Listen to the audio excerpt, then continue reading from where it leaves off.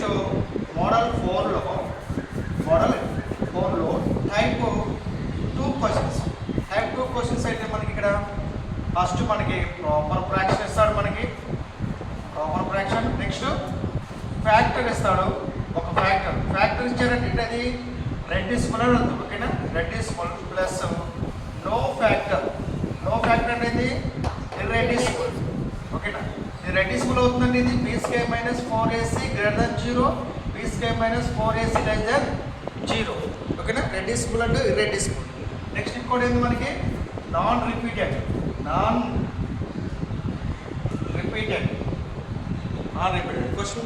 Question number 2 చెప్పండి. అది solve 3x - 1 - x plus x square into x plus 2 fraction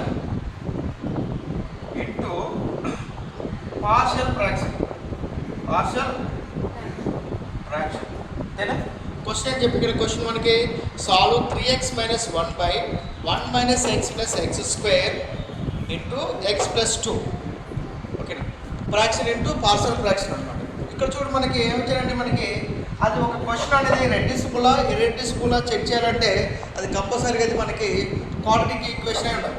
మరి ఏది చెప్పు, క్వాడ్రాటిక్ ఈక్వేషన్ ఇదేనా క్వాడ్రాటిక్ ఈక్వేషన్ ఆర్డర్లో లేకుండా ఉంది కదా. ఏంటది -1 x plus x square ఉంది కదా. Quadratic equation -1 x plus x square ఉంది. కానీ దాన్ని మనం ఎలా రాసుకోవచ్చా, x² - x plus 1గా రాసుకోవచ్చు కదా. ఓకే, సో దట్ ఏంటిది ax² + bx + c ఫార్మేషన్ ఉంది కదా. ax + bx + c ఫార్మేషన్ ఉంది కాబట్టి a = 1, b = -1, c ఎంత +1. ఓకేనా, సో దేర్ఫోర్ అది రెడ్యూసిబులా ఇర్రెడ్యూసిబులా అంటే ఫ్యాక్టర్స్ వస్తాయా ఫ్యాక్టర్స్ రావా చెప్పడానికి మనకి డిస్క్రిమినెంట్ ఉపయోగిస్తాం. మనం డిస్క్రిమినెంట్ ఎంత b² - 4ac b² means -1 whole square -4 into 1 into c value ఎంత 1. so therefore -1 whole square 1 - 4 get minus less than 0 కాబట్టి ఇది ఇర్రెడ్యూసిబుల్.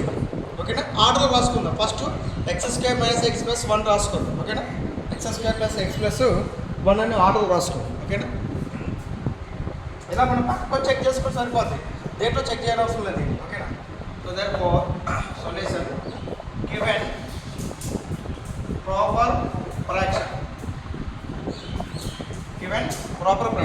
ప్రాపర్ అయినా x పవర్ ఎంత ఉంది 1 ఉంది, ఇక్కడ స్క్వేర్ ఉంది, ఇక్కడ ప్రోడక్ట్ 1 ఉంది. ఎంత ఇది క్యూబ్ అవుతుంది, ఇది 1 అవుతుంది. ప్రాపర్ ఫ్రాక్షనే కదా. ఓకేనా, మనం ఇప్పుడు అన్ని క్వశ్చన్స్ మొత్తం ప్రాపర్ ఫ్రాక్షన్ చేస్తున్నాం. నెక్స్ట్ ఇంప్రాపర్కి వెళ్ళిపోతాం తర్వాత. ఓకేనా, given proper fraction 3x -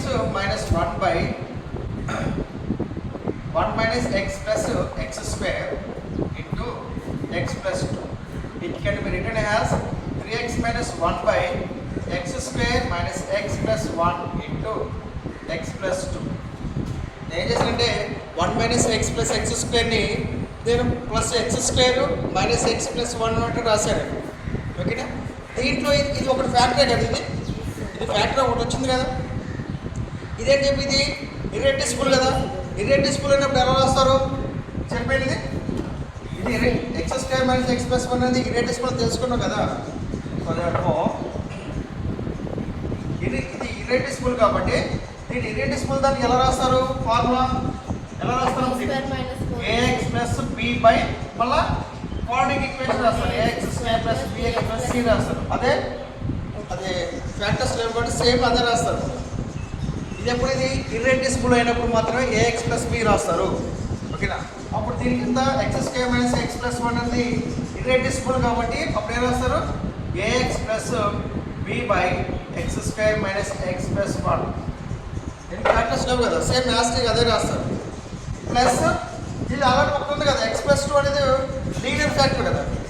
x plus 1 అనేది ఇక్కడ మనకి లీనియర్ ఫ్యాక్టర్. ఒకటి లీనియర్ ఫ్యాక్టర్ ఒకటి ఇచ్చారు కదా. ఒకటి లీనియర్ ఫ్యాక్టర్ కాబట్టి ఏతో అయిపోయింది, బీతో అయిపోయింది. Then very good c x plus 2. ఒకటి ఫస్ట్ ఇది ఉపయోగించుకున్నాం అనుకో, a x plus 2 వస్తే నెక్స్ట్ బిఎక్స్ ప్లస్ సి వస్తుంది. ఇందాక చేసిన క్వశ్చన్ లాగా వస్తుంది అనమాట. ఏదైనా ముందు ఉపయోగించుకోవచ్చు. ఓకేనా? ఇప్పుడు దీనికి ఎల్సిఎం ఎంత? దీనికి ఎల్సిఎం ఎంత? x square minus x plus 1 into x plus 2 all divides is equal to 3x minus 1 by x square minus x plus 1 into x plus 2. x square minus 1 plus 1 no, x square minus 1 plus 1 cancel అయిపోతే remaining x plus 2 అంటే ax plus b into x plus 2 plus x plus 2 cancel అయిపోతే x plus 2 cancel అయిపోతే remaining c into x square minus x plus 1 ఓకేనా? ఓకేనా? So that for denominators లో same ఉంది కాబట్టి cancel చేస్తే remaining 3x minus 1 is equal to ax plus b into x plus 2 plus c into x square minus x plus 1. Next ఇందాక option వచ్చేద్దాం. ఒక factor కంపల్సరీగా వచ్చిందంటే చాలా సింపుల్గా అయిపోతుంది. ఓకేనా? ఆల్రెడీ ఒక ఫ్యాక్టర్ వచ్చేసింది కదా, ఇక్కడ ఎక్స్ ప్లస్ 2 అనే ఫ్యాక్టర్ వచ్చింది కదా. ఇప్పుడు ఎక్స్ ఈజ్ ఈక్వల్ ఎంత సబ్స్టిట్యూట్ చేసుకోవచ్చు? 0 చేసుకున్న ఆప్షన్లో. ఇప్పుడు ఎక్స్ ఈజ్ ఈక్వల్ -2 తీసుకుందాం. ఇప్పుడు ఎక్స్ ఈజ్ ఈక్వల్ -2 తీసుకుంటే ఏబి ఎలిమినేట్ అయిపోయి సి వాల్యూ వచ్చేస్తుంది మనకి. ఇప్పుడు ఎక్స్ ఈజ్ ఈక్వల్ -2 తీసుకున్నాం, ఇది మొత్తం 0 అయిపోతుంది. ఓకేనా? ఎక్స్ ఈజ్ ఈక్వల్ -2 దీంట్లో సబ్స్టిట్యూట్ చేయాలి, దీంట్లో సబ్స్టిట్యూట్ చేయాలి, దీంట్లో సబ్స్టిట్యూట్ చేయాలి, దీంట్లో అన్నింటిలో సబ్స్టిట్యూట్ చేయాలి. ఎక్స్ అన్ని చోట్ల మనం ఎక్స్ ఈజ్ ఈక్వల్ -2 సబ్స్టిట్యూట్ చేయాలి. ఓకేనా?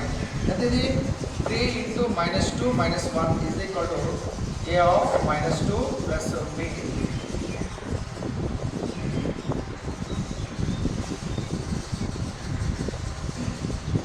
అయితే ఇది -2 plus 2 plus c into -2 whole square minus of -2 plus 1. అయితే ఇది -6 minus 1 is equal to 0 అయిపోతుంది కదా. 0 plus c into 4 plus 2 plus 1. అయితే ఇది -7 is equal to 7c. 7c is equal to -7. c is equal to -7 by 7. c is equal to -1. c is equal to -1. So c is equal to -1 వచ్చింది కాబట్టి దీన్ని మనం product చేసేద్దాం. ఓకేనా? మనం product చేద్దాం. ప్రోడక్ట్ చేసినట్టు ఎంత వస్తుంది? 3x minus 1 is equal to ఇక్కడ చేద్దాం ప్రోడక్ట్ ఫ్రమ్ 1 నుంచి ప్రోడక్ట్ చేస్తే 3x minus 1 is equal to ax into x ఎంత? ax square. ax into 2 ఎంత? 2ax plus b into x ఎంత? bx ప్లస్ b into 2 ఎంత? 2b plus c into x square ఎంత? cx square plus -2 minus cx plus c. Constant చూడు 3x minus 1 is equal to x square c square. ఈ రెండు కదా స్క్వేర్లు, ఈ రెండు ఉన్నాయి కదా, అంటే a plus c whole square. Next x2 xలో 3 అంటే plus of 2a plus b minus c of x రాసుకోవచ్చా? x common తీసుకోవద్దు కదా, x ఇక్కడ x ఉంది, ఇక్కడ x ఉంది కాబట్టి x కామన్ ఇస్తే 2a plus b minus x. కాన్స్టెంట్లో 2b plus c, 2b plus c. Okay, comparing of x square coefficient compare చేద్దాం. ఓకేనా అమ్మా? Comparing of x square coefficient. Comparing of x square coefficient ఎంత? Left side right side ఎంత ఉంది? x square coefficient a plus c. Left side ఎంత ఉంది? x square coefficient 3. x square coefficient లేవు కాబట్టి 0. సో x c వాల్యూ వచ్చింది మనకి ఇంత 1 వచ్చింది కదా. c is equal to -1 కాబట్టి 0 ప్లస్ a -1. -1 ఇది వస్తే +1 is equal to a is equal to 1. ఓకేనా? a plus c, c is equal to -1 కాబట్టి a వాల్యూ a రాశాను, c బదులు -1 రాశాను. -1 is equal to +1 అవుతుంది. a వాల్యూ మనకి ఎంత?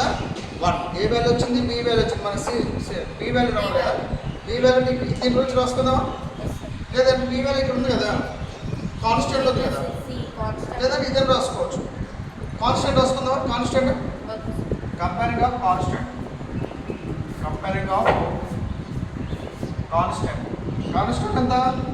లెఫ్ట్ సైడ్ ఎంత? Left side -1 is equal to comparing of -1 constant చేస్తాం. ఇక్కడ ఎంత కాన్స్టెంట్ ఎంత? 2b plus C.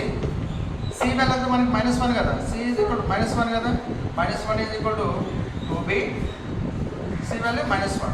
-1 ఇటు వస్తే ఎంత వస్తే? అలాంటి ఇటు -1 ఉంది కదా, ఇటు వస్తే +1 +1 వస్తుంది అంతేనా, కరెక్టేనా? +1 2b. So 0 is equal to 2b. So b is equal ఎంత అవుతుంది? 0 వస్తుంది. 2b is equal 0. Okay. So A value ఎంత వచ్చింది మనకి? ఏ వాల్యూ 1 వచ్చింది, బి వాల్యూ 0 వచ్చింది, సి వాల్యూ మనకి ఎంత వచ్చింది? -1 వచ్చింది. సో మన answer is 3x - 1 by x square minus x plus 1 into x plus 2 is equal to ax plus b by x square minus x plus 1 plus c by x plus 2. So value substitute చేస్తా. ఏ value ఎంత? 1 into x plus 0 by x square minus x plus 1 plus c value ఎంత? -1 by x plus 2. So therefore 0 రాయకుండా రాస్తే x by x square minus x plus 1 plus -1 by x plus 2. So 3x - 1 by x square minus x plus 1 into x plus 2. Okay na? It is required partial fraction. It was required partial fraction. Okay na? Right?